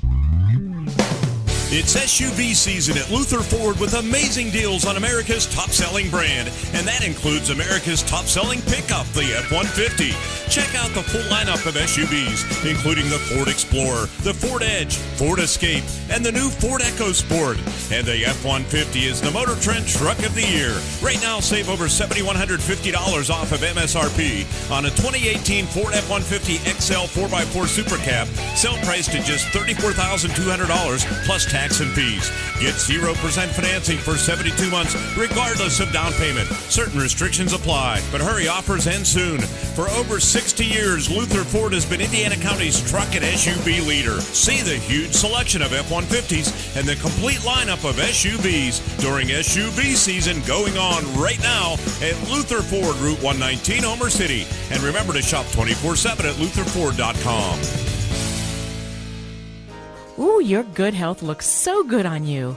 Ladies, the Indiana Regional Medical Center invites you to an unforgettable Spirit of Women evening, Girls Night Out. Good health looks good on everyone, with guest speaker Natalie Glaser, the author of Don't Call Me Brave, I Was Not Alone. It's Thursday, October 11th at the Rustic Lodge. Natalie Glaser always prioritized her career over everything until she was diagnosed with breast cancer. Hear her amazing story when life gives you lemons, make lemon drops. Admission is free to Spirit of Women members, $20 for all others, and that $20 will make you a member of Spirit of Women for life. Please bring a craft supply or a grocery store gift card that night to be donated to Hopeful Hearts. Engage, eat, and enjoy. It's an evening of inspiration, fun, and laughter. Girls' Night Out. Good health looks good on everyone. The doors open at 5 p.m. on October 11th at the Rustic Lodge. Call the IRMC Institute for Healthy Living at 357-8088 to register. That's 357-8088. This is Ernie Woodmark, former coach of the Blairsville Bobcats, and I would like to congratulate Renda Broadcasting and WDAD on the 50th season of Coach's Corner. The tradition continues. Listen to Coach's Corner every Saturday with Todd Marino from 8 a.m. until 10 a.m. here on WDAD, AM 1450, 100.3 FM, and online at WDADradio.com. The Luther Ford Coach's Corner program, AM 1450 WDAD 100.3 FM, and the sports channel at WDADradio.com. Going to do one spot here for Haas's Steak and Sea House and tell you who our Haas's Steak and Sea House Player of the Week is next. Haas's Steak and Sea House, Wayne Avenue, Indiana, is pleased to be the exclusive sponsor of the High School Football Player of the Week. Haas's will announce the top player from all the area's teams and recognize them with a custom plaque acknowledging their accomplishment. The Haas's Player of the Week award is just another way that Haas's gives back to the community. If you're planning a party for any occasion, ask Haas's about their free banquet rooms. Haas's Steak and Sea House, Wayne Avenue in Indiana. So many choices, and they're all good ones. I'll tell you what, Mr. Schmidt for the Homer Center Wildcats had quite the night last night. So did Josh Gibbons. So many. There's a lot of, and these other games, as you said, there's a lot of balance, a lot of talent. Kyle Silk, big game. When you tie a state record, though, and you do so by catching 3 touchdown passes, as Aaron Tutino did last night for Ligonier Valley, how can you not? Salute not just the player for the game last night, but for a career. 54 career touchdown receptions for Aaron Tutino. He's got 2 games, actually 3 games left, and then whatever your playoff run is to set a state record for the most career touchdown receptions. He is our Haas's Player of the Week. All right, let's get quickly to the games next week in the Heritage Conference Board. The big one, Northern Cambria at Ligonier Valley. That injury situation for Northern Cambria doesn't help. That's going to make it real tough. You got to be full strength against Ligonier. I don't see how the Colts can hold them off. They'll give them a battle. No two ways about that. But unless Marino's 100% and has a spectacular game, I like Ligonier there. Dr. Burdig has weighed in by text with the prognosis there for Northern Cambria next week. Blairsville Homer Center next week is backyard rivalry time. Yeah, throw the records out. I honestly, I don't have a feel for that. I mean, Homer has played well enough to win 4 games, and they're right in the mix. But Bobcats are going to come in with fire in their eyes. So that's going to be a good ball game. Do you have a feel for, obviously it's kind of hard to have a feel for, how tired the legs are from Penns Manor and Purchase Line? The Comets are going to play the Marion Center Stingers next week on their field, on Penns Manor's field. I'm sure that the Comets will get turned around, but the Stingers are coming on, and they played pretty well against Ligonier Valley, considering, and that is another game that kind of like the Stingers in that one, believe it or not. The Red Dragon's going to play the United Lions. Kevin Marabito, all the credit in the world, turning that thing around after that tough loss to Salzburg. I like the Lions in that ball game. West Shamokin makes the trip to Salzburg. Yeah, they're going to have their hands full. Shamokin's got a good defense, and they're going to need it. The Trojans put points up. They move the ball.